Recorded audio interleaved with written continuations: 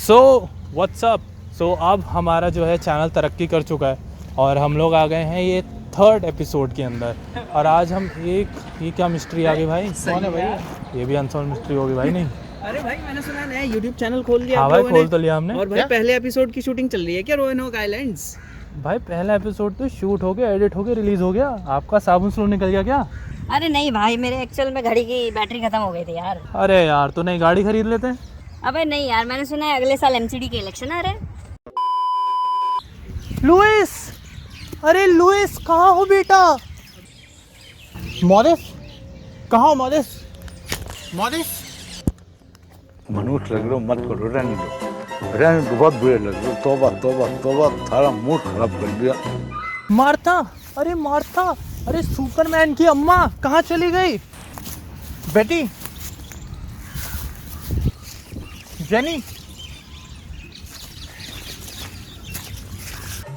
बकचोद उठा के लेके आया हो। ऐसे ही है ये। अरे यार ये सॉर्डर साहब के बच्चे पता नहीं कहाँ ही चले गए। अरे भाई बच्चे मिले? नहीं यार, नहीं मिले। अब क्या करना है? अब क्या कर सकते हैं, कहानी सुना देते हैं लोगों को। सुना देते हैं। चलो फिर।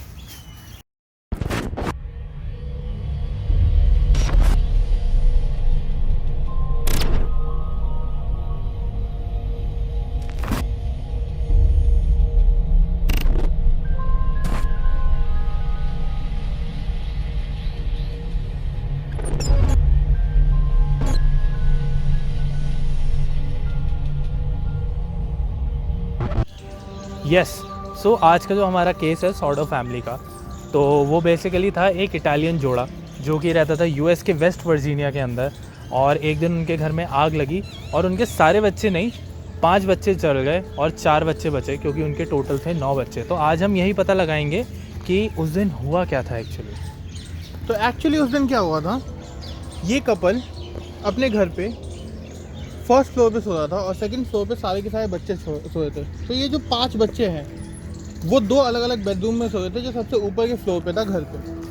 अब घर पे आग लगी, जॉर्ज और जेनी अपने 4 बच्चों के साथ तो बाहर आ गई, लेकिन जो 5 बच्चे ऊपर के फ्लोर पे थे वो वहीं रह गए। जब जॉर्ज को ये पता चला कि 5 बच्चे वहीं रह गए, तो जॉर्ज ने ट्राई करने की कोशिश की कि मैं अंदर जाके उन्हें बचाने की कोशिश करता हूँ। तो बचाने के लिए जॉर्ज अपने हमेशा से ही गैरेज के अंदर रखते थे एक लैडर। तो जॉर्ज ने क्या करा, वो गए वहाँ पे लैडर लेने के लिए, पर वहाँ पे लैडर थी नहीं। फिर उसके बाद उन्होंने सोचा कि भाई इतने बड़े बड़े ट्रक रखे हुए मैंने अपने पास, तो उन्होंने सोचा कि इस ट्रक को स्टार्ट करके लगाता हूँ खिड़की के नीचे, वहाँ से कूद के बच्चों को बचा लूँगा।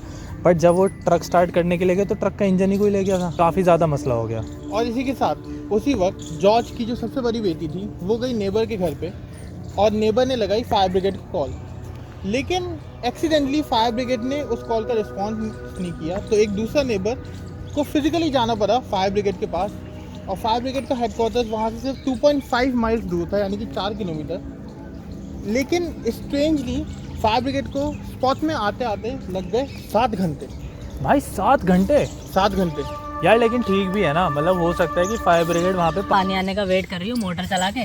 सुबह 6 बजे पानी आया, 1 घंटे में टिंच टंकी भरी और फिर निकला है। हो सकता है। लेकिन जब फायर ब्रिगेड वहाँ पे अपनी फुल टंकी उनकी फुल करके पहुँची, तब तक उस फुल टंकी का कोई फ़ायदा नहीं हुआ, क्योंकि 7 घंटे में तो पूरा घर जो है जल जला के मिट्टी हो गया था। और फिर उसके बाद फायर ब्रिगेड ने बोला कि अब तो पहुँच ही गए हैं। तो फिर फायर ब्रिगेड गई अंदर और फिर उन्होंने बच्चों का कुछ रेजिड्यू निकालने की कोशिश करी, हड्डी मिल जाए या मतलब कुछ भी मिल जाए। बट हुआ ये कि उनको वहाँ कुछ नहीं मिला।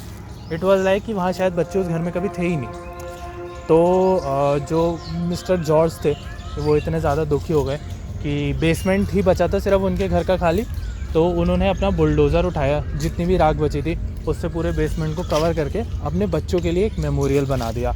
और फायर ब्रिगेड वालों ने बोला कि हो सकता है अंदर इतनी ज़्यादा आग लग के इतना ज़्यादा सब कुछ गर्म हो गया हो कि बच्चों की हड्डी जल के सब कुछ गायब हो गया। और इसी के साथ जितने भी लोग वहाँ मौजूद थे इंक्लूडिंग फायर डिपार्टमेंट, उन सब ने एक केस क्लोज कर दिया इसी चीज़ पे कि जितने ही बच्चे वहाँ अंदर थे, 5 के 5 बच्चे, लुइस, मार्था, मॉरिस, बेटी और जेनी, 5 के 5 वहाँ हाउस में ही जलकर मर गए।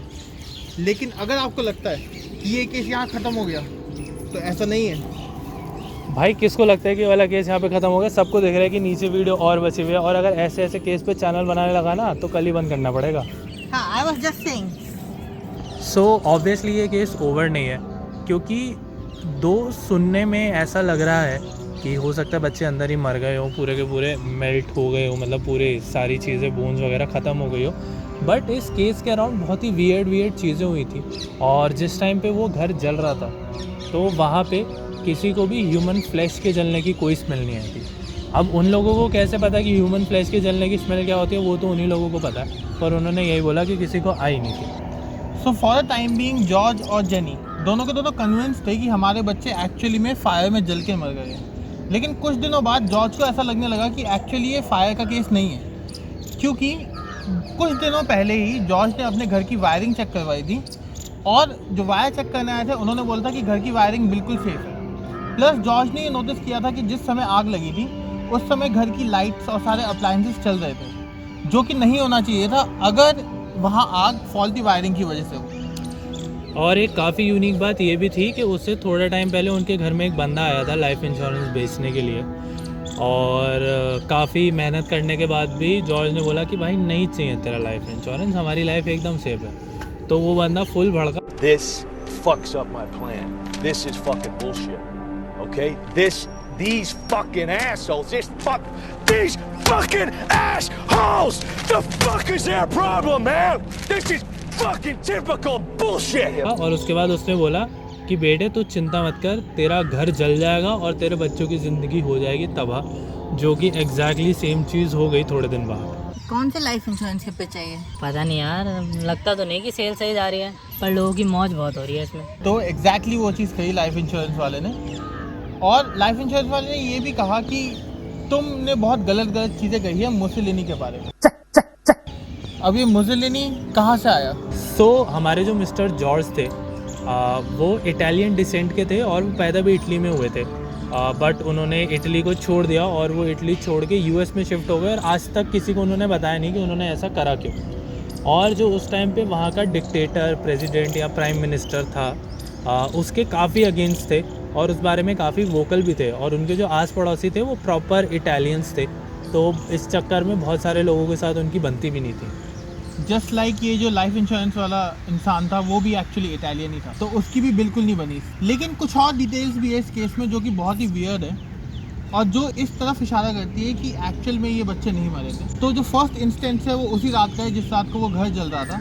तो नेबर में एक लेडी ने उन 5 में से 4 बच्चों को देखा था एक कार में जाते हुए। प्लस नेक्स्ट डे एक लेडी ने फ्लोरिडा में इन 5 बच्चों को देखा था 2 मैन और 2 वुमेन के साथ एक होटल में, और उस लेडी ने इन्हें ब्रेकफास्ट भी करवाया था। बाद में उसने आके विटनेस बन के ये गवाही दी थी कि मैंने इन बच्चों को देखा। तो जॉर्ज और जेनी में से जेनी तो पूरी की पूरी कन्विंस थी कि बच्चे एक्चुअली किडनैप्ड ही हुए हैं, क्योंकि जिस दिन ये आग लगी थी उस दिन आग लगने के ठीक 1 घंटे पहले जेनी उठी थी अपना फ़ोन उठाने के लिए, और उसने ये नोटिस किया था कि अपस्टेयर्स में लाइट जल रही है। प्लस रूफ से भी बहुत सारी आवाज़ें आई थी जो उस समय जेनी ने इग्नोर कर दिया, लेकिन उसके 1 घंटे बाद ही वहाँ आग लग गई। तो जेनी को हमेशा से ये सकता कि एक्चुअल में कोई ना कोई घर पे घुसा है। और द सेकंड थिंग इज कि जेनी ने बाद में जाके एक क्रेमेटोरियम में जाके पता किया था कि ये बोन्स जलने के एग्जैक्ट फैक्ट्स क्या है, और क्रेमेटोरियम वाले ने उसे बताया था कि अगर कोई भी बोन 2000 डिग्री सेल्सियस में भी 2 घंटे के लिए भी जलेगी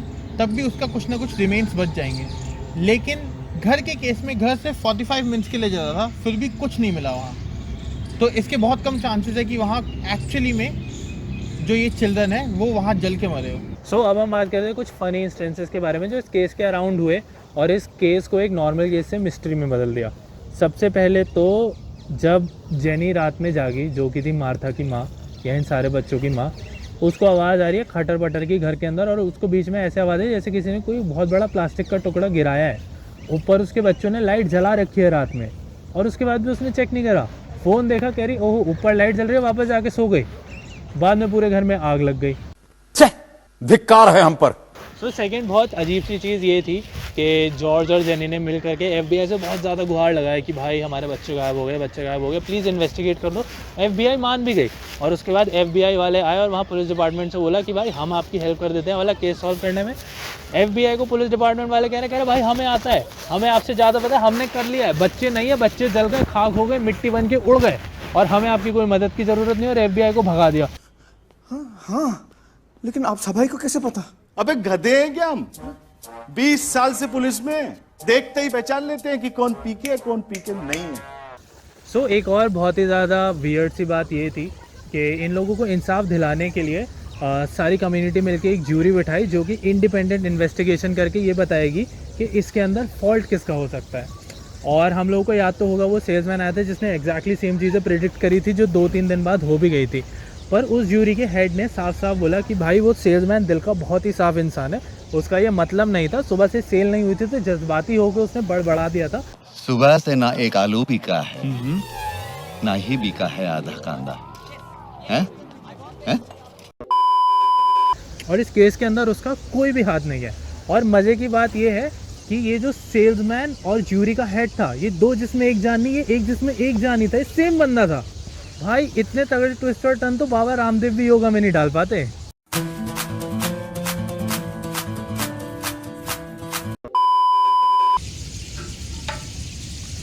इसके बाद आए हमारे अफसर साहब।